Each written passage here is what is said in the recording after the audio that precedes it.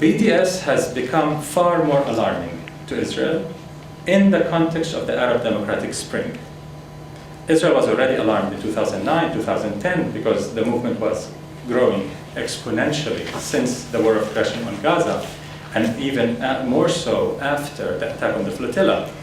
But in the context of the Arab Spring, the alarm rate in Israel has really gone to hysterical proportions, I can say, in the Knesset, in government, in the mainstream establishment, in the academy, in the arts establishment, and so on.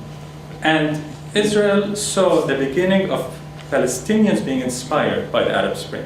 Many Arab the leaders of the revolutions in Egypt, Tunisia, and elsewhere have always held that the Palestinian intifadas and the Palestinian revolution has always inspired them. Because when there was almost nothing going on in the Arab world, the Palestinians were at it, resisting occupation and apartheid. I will explain the apartheid bit later.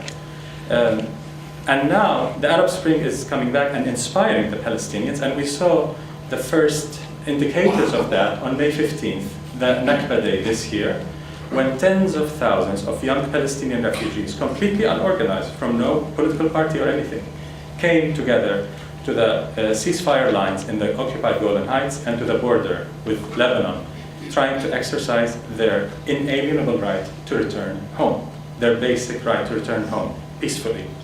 And they were met with a very violent reaction, very deadly reaction by the Israeli army, as we all know. This was one immediate reaction or action that's inspired by the Arab Democratic revolutions sweeping the region. The main lesson learned from the Arab people's revolutions so far is that when a critical mass of the oppressed transcend their long entrenched fear and decide to fight for their rights, for justice, for dignity, nothing can stop them. Palestinians had reached that conclusion well before most Arabs, in fact. But in the last number of years, since the Oslo Accords in 1993, signed between the PLO and the government of Israel, with systematic American, European, Canadian, and Israeli corruption and co-optation of a whole class of Palestinian politicians and intellectuals, the Palestinian culture of resistance and heritage of struggle were distorted, undermined, and almost lost for the new generation of youth, especially refugee youth in the camps outside historic Palestine.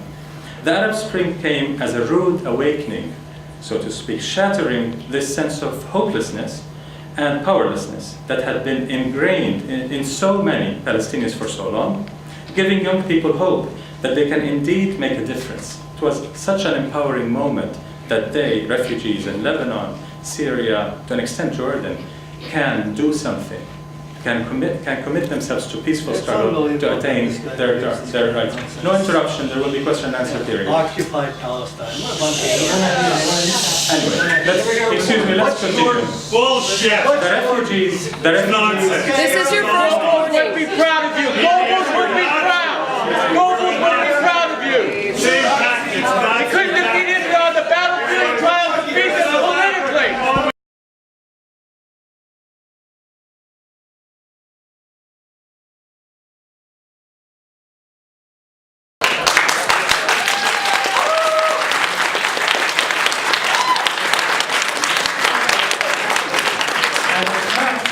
in the United States, this group is on the FBI's terrorist list. I don't know how Canada allows this group to operate when they're involved in terrorist activities in the United States. Anyway, let's continue. So, as I was saying, May 15th looked more like a beginning of a refugees intifada, inspired by the Arab Democratic Spring. And it was a direct result of that, but not just of that. It was also a culmination of decades of Palestinian peaceful resistance, which is often not covered in the media. BDS is one of them, but also the popular resistance against the wall, the colonies, and the occupied territories. You hardly hear about those struggles. You hear more about one form of struggle that the Palestinians have. And since we're talking about forms of struggle, it's important to remember that under international law, people under occupation have a right to resist by all means, so long as they abide by international law. So we cannot indiscriminately attack non-combatants of the occupying community. That's not allowed. But so long as we abide by international law, we have a right to resist by all means. Certainly BDS is the most peaceful means of all. I mean, there's no physical contact whatsoever. It's a boycott, divestment, and sanctions. And that has also inspired those refugees, that Palestinians inside occupied territories, Palestinians in Israel, and the global community of solidarity have been empowered by such tactics as BDS, and I'll talk more about this campaign and some of its successes. And all of this, with the Arab Spring, gave impetus to those young, thousands and thousands of young refugees in the areas surrounding historic Palestine. The reaction in the West to the Arab Spring has been not just hypocritical. Actually, in the beginning, there was initial apprehension at what's going on and an outright attempt to conspire with the dying regimes to buttress them into place. They tried everything in the book to keep Mubarak in place, Ben Ali. They're trying now with Yemen, and they did much more in Bahrain with the direct intervention of the Saudi troops to save the monarchy, the tyrannical monarchy in Bahrain. So that reaction, suddenly, after the Arab revolutions had some success in Tunisia and Egypt, Obama, as the leader of the Western world, came and said in his famous speech that we stand with the people. We stood with the street peddlers in his latest policy address at the State Department. And my immediate reaction was, you only stood with the street peddler when the street peddler had won, not before.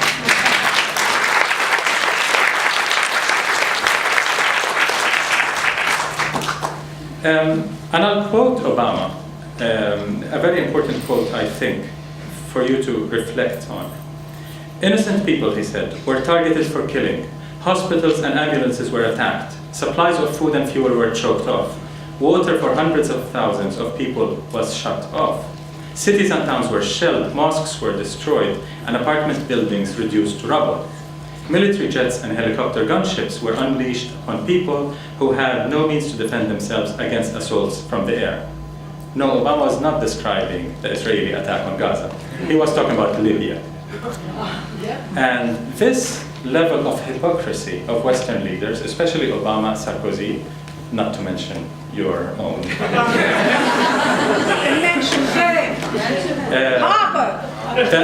That level of hypocrisy was the greatest with the Western reaction to the popular rebellion in Libya and their immediate reaction to bomb, no-fly zone, and so on, when they did absolutely nothing with Gaza except support Israel's aggression on Gaza. So that shows the concern for human rights only comes when there's oil involved. When there's no oil and when it's an ally committing the massacres, it's okay. Obama, in that famous speech on 19th of May, said that with the eruption of the Arab people's revolutions for freedom and democracy, Al-Qaeda lost its relevance. My immediate reaction to that was, so did the US. And the sooner Obama discovered this, the better for everyone. With Arabs crossing that barrier of fear and taking the initiative to rebuild their societies freely on democratic principles, the last thing we need is the US government's offer for help, in fact, or the Western offers for help. Having seen exactly how the West is building democracy in Iraq and Afghanistan, Mr. Obama will excuse Arabs for being very skeptical about his offer, to put it mildly. So the Arab Spring happened despite the US administration and Western governments' decades-old staunch support for the dictatorships in Tunisia, Egypt, Bahrain, Yemen, and elsewhere. US support for the Saudi dictatorship, the absolute worst of all, and arguably the most totalitarian in the region, has been critical in suppressing popular revolt and democratic reform in the oil-rich oligarchy. In Tunisia and Egypt, only after victory had become a fait accompli did the US and most of Europe start paying lip service to the need for democratization and orderly transfer of power and so on.